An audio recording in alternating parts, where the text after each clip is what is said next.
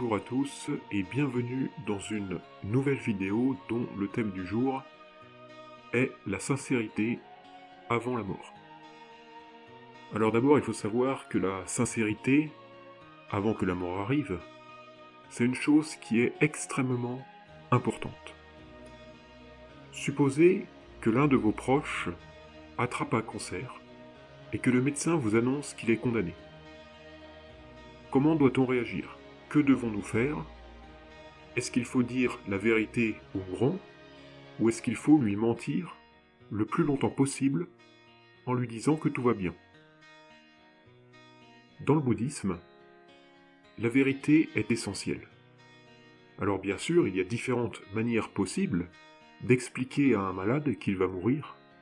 Il s'agit donc de trouver les mots les plus adaptés, suivant le caractère de la personne concernée. Et puis, à quoi bon mentir, puisque de toute façon, le patient malade finira par le découvrir. Toute la confiance qu'il aura placée envers vous sera volatilisée. Ensuite, mentir sur un sujet aussi important que la mort est extrêmement difficile, puisque les émotions sont véhiculées par nos paroles. La vérité ne peut pas être dissimulée sur un tel sujet. Le langage corporel ne trompe pas non plus. Comment faire semblant de sourire alors que nous savons que notre ami va bientôt mourir ? Le patient ne souhaite pas rester dans l'ignorance ou dans le mensonge. Il souhaite à ce moment-là une confirmation. Autrement, nous lui donnons l'impression que nous ne pourrons pas accepter la situation, ce qui ne lui permettra pas non plus d'accepter sa mort. Si nous lui cachons la vérité, il se sentira davantage seul et très anxieux.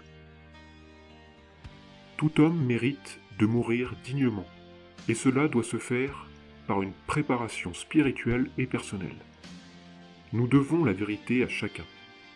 Chacun a le droit de conclure sa vie comme il l'entend, de dire au revoir à ses proches quand il en a l'occasion, et de régler ses dernières affaires. Conclure sa vie nous rapproche vers ce qu'il y a de plus naturel.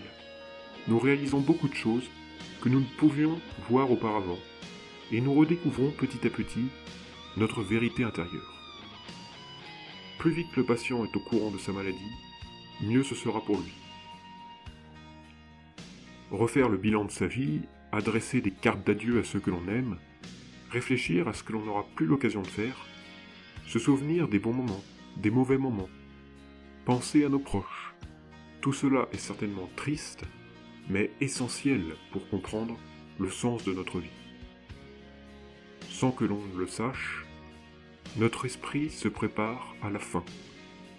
Et c'est en faisant le bilan de sa vie que la simplicité, la sérénité et l'amour émanent de notre cœur. Comprendre tout ce que nous perdons est triste, mais c'est d'une tristesse honnête. Une tristesse de tout ce qu'il y a de plus honnête et naturel. Nous devons y faire face avec courage et donner les clés pour affronter le deuil à ceux qui resteront en vie autour de nous. Parce que le courage que nous pouvons donner à ceux qui nous assistent pourra survivre à notre mort. Cette vidéo se termine là-dessus. On se retrouve très vite la semaine prochaine pour une nouvelle vidéo.